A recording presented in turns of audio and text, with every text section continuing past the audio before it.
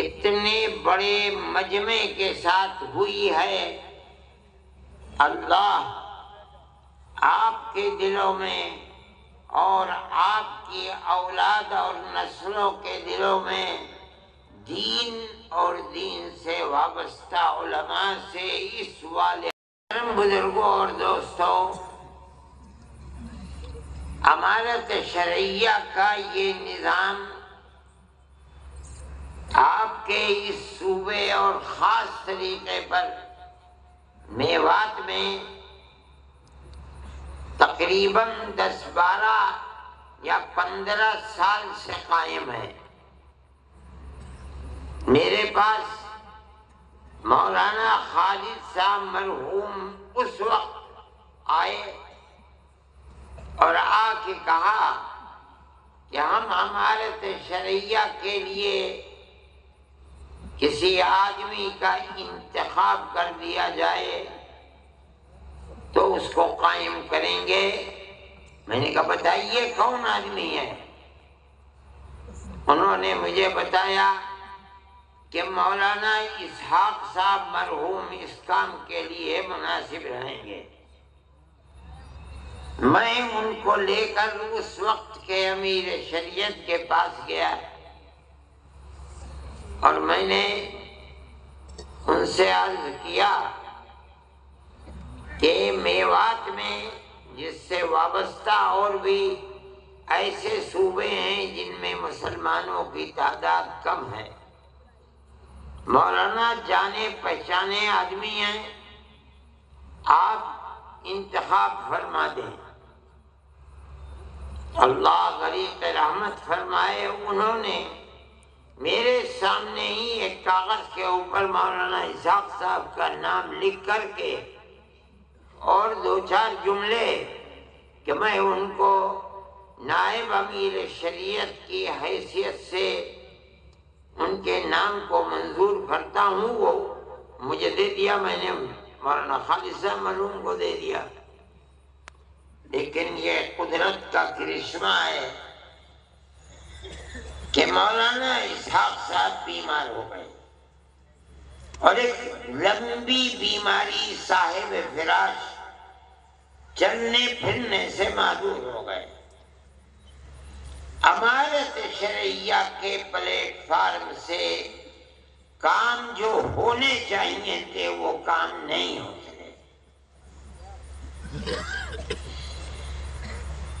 حقیقت یہ ہے کہ اگر مولانا صحت مند ہوتے اور امانت شرعیہ کے پلیٹ فارم سے متحرک ہوتے، کام کرتے، تو اس وقت ان کے دنیا سے جانے کے بعد امیر شریعت کے لیے کام کی ڈگر، کام کا نہج، کام کا طریقہ مشہور و معروف ہوتا اور موجودہ نائب امیر شریعت کو کام کرنے میں سہولت ہوتی۔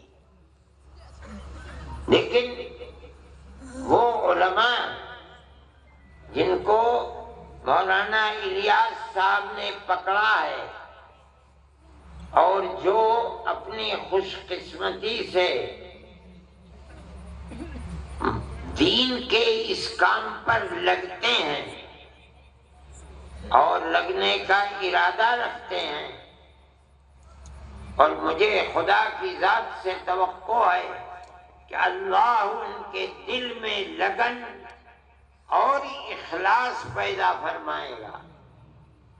اور اگر آپ کسی چیز کو چلا سکتے ہیں تو اس کی صرف ایک ہی صورت ہے کہ آپ محکمہ شرعیہ چلانے والوں کو ثالث بنائیں اور یہ کہیں کہ ہمارا جھگڑا ہے، ہم آپ کے سامنے پیش کرتے ہیں، آپ ہمارے جھگڑے کے درمیان میں فیصلہ فرما دیں۔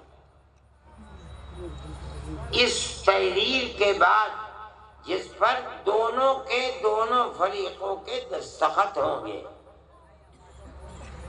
یہ چیز چلے گی، بجائے کہ آپ لاکھوں اور کروڑوں روپیہ عدالتوں کی نظر کر لیں، فقیر بن جائیں، زمینیں بک جائیں، یہ بہت آسان چیز ہے کہ جس کو مثل مشہور ہے کہ ہلدی لگی نہ پھٹکری اور رنگ آیا چوکھا، اس طریقے پر آپ کام کر سکیں گے۔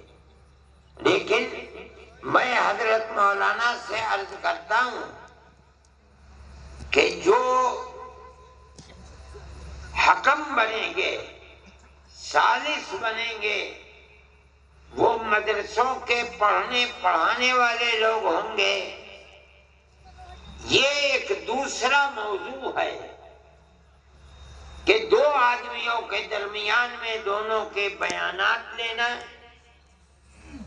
ان بیانات کو لے کر کے پھر آپس میں ہو سکتا ہے ضرورت جرح کی پڑ جائے،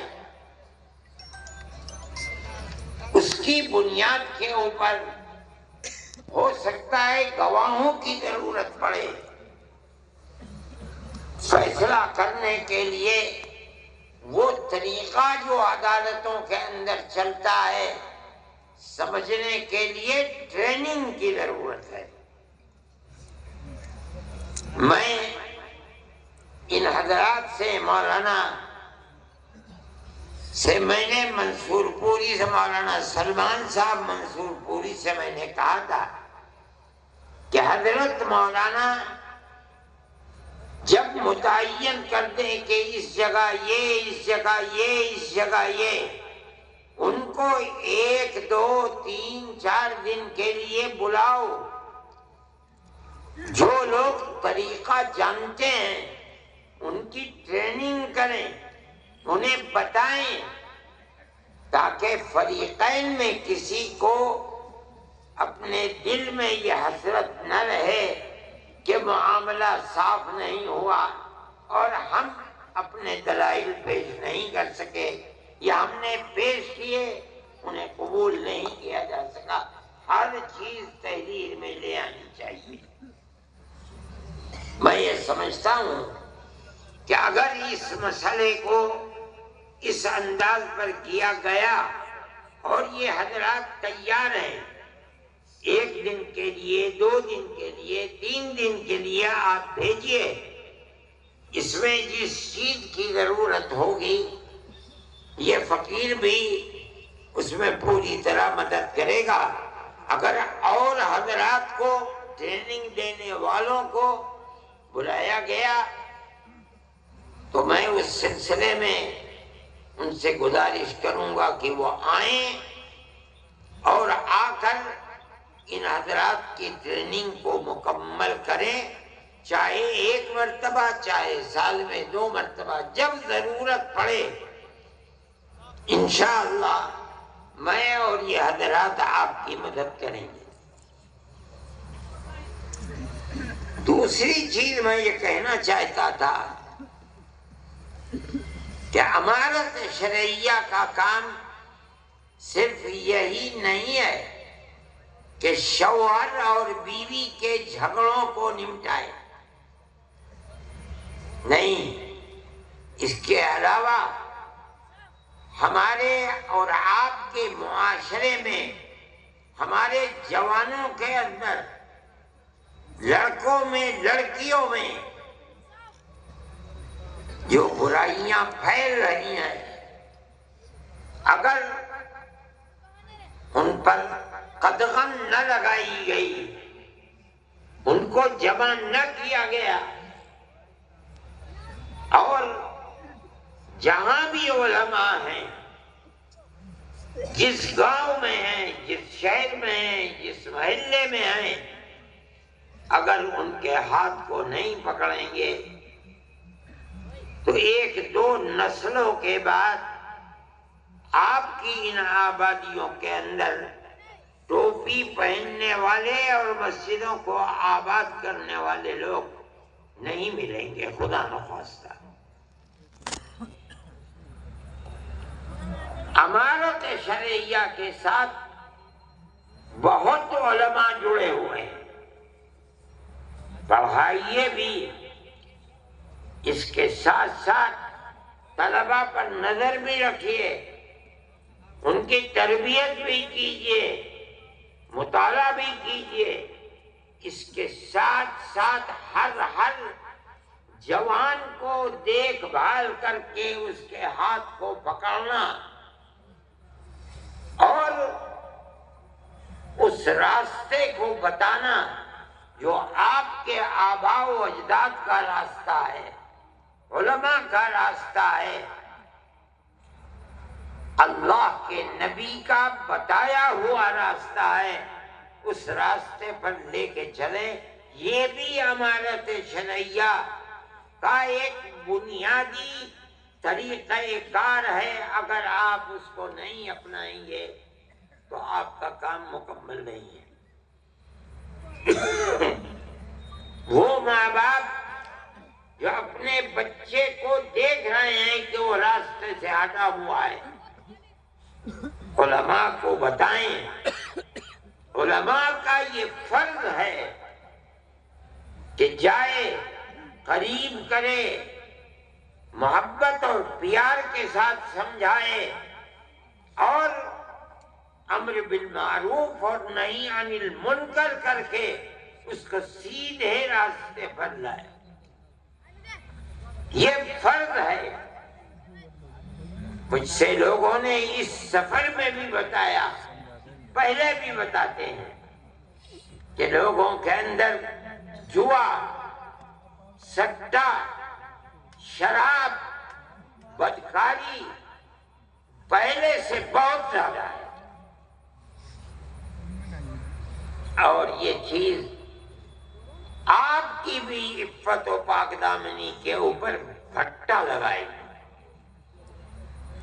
آپ کے بچے اگر محفوظ نہیں ہیں، لڑکے، یاد رکھیے کہ آپ کی لڑکیاں بھی محفوظ نہیں رہ پائیں گی۔ دنیا کے اندر آج وہ طبقے ابھر رہے ہیں، طاقتور بن رہے ہیں، جن کا مقصد یہ بنا ہوا ہے کہ وہ مسلمان بچیوں کو آوارہ گردی کا شکار بنائے۔ مخلوط تعلیم اور موبائل سب سے بڑا ذریعہ ہے بربادی کا۔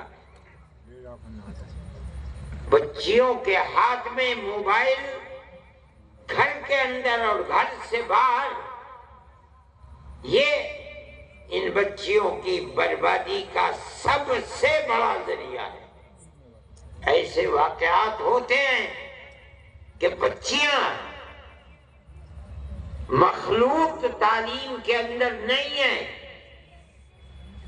لڑکیاں لڑکیوں کے اسکول میں ہیں، لڑکے لڑکوں کے اسکول میں ہیں۔ اس کے باوجود ایک تو وہ ٹیچر جو ان لوگوں کے ہاتھ میں ہیں جو ان بچیوں کو برباد کرنا چاہتے ہیں، دوسرے موبائل، انہوں نے اس کے باوجود ان کو برباد کر دیا۔ میں آپ سے کہتا ہوں، ابھی مظفر نگر کے اندر مسئلہ ہوا، پولیس نے ایک ہوٹل کے اوپر جا کر چھاپا مارا، 50 لڑکے اور 50 لڑکیاں پکڑی گئیں۔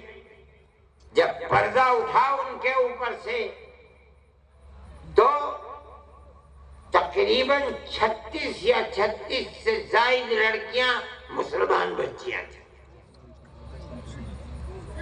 یہ بچیاں، حیرت کی بات یہ ہے کہ اس اسکول کی پڑھنے والی تھیں جو اسکول صرف بچیوں کے لیے ہے۔ سوال پیدا ہوتا ہے کہ ان لڑکوں سے جو مسلمان لڑکے نہیں تھے، ان کا تعلق کیسے پیدا ہوا؟ اس کی دو ہی چیزیں ہیں کہ جو ٹیچر ہیں وہ مسلمان نہیں ہیں، حالانکہ عورتیں ہیں۔ دوسری چیز موبائل، اس نے تباہ کر کے رکھ دیا۔ اب ان ماں باپ کا کیا حال ہے؟ جمعیت علماء کے لوگ وہاں گئے، ہاتھ جوڑ کر کھڑے ہو گئے کہ ہم کچھ نہیں کریں گے، ہماری یہ ٹوپی تمہارے پیروں میں ہے، ہمیں برباد مت کرو۔ ان لوگوں نے مجھ سے کہا، میں نے کہا چھوڑ دو۔ جنہیں خود اپنی بربادی کے اوپر رونا آتا ہے اور انہوں نے اپنی بچیوں کے ہاتھ کو چھوڑ دیا اور یہ سمجھتے ہیں کہ موبائل اور اسکول میں پڑھنا انہیں نقصان نہیں پہنچائے گا۔ میں آپ سے کہہ رہا ہوں کہ آپ اگر اس پر قدغن اور روک نہیں لگائیں گے تو آپ اپنی بچیوں کی عفت و پاک دامنی کی حفاظت نہیں کر سکتے۔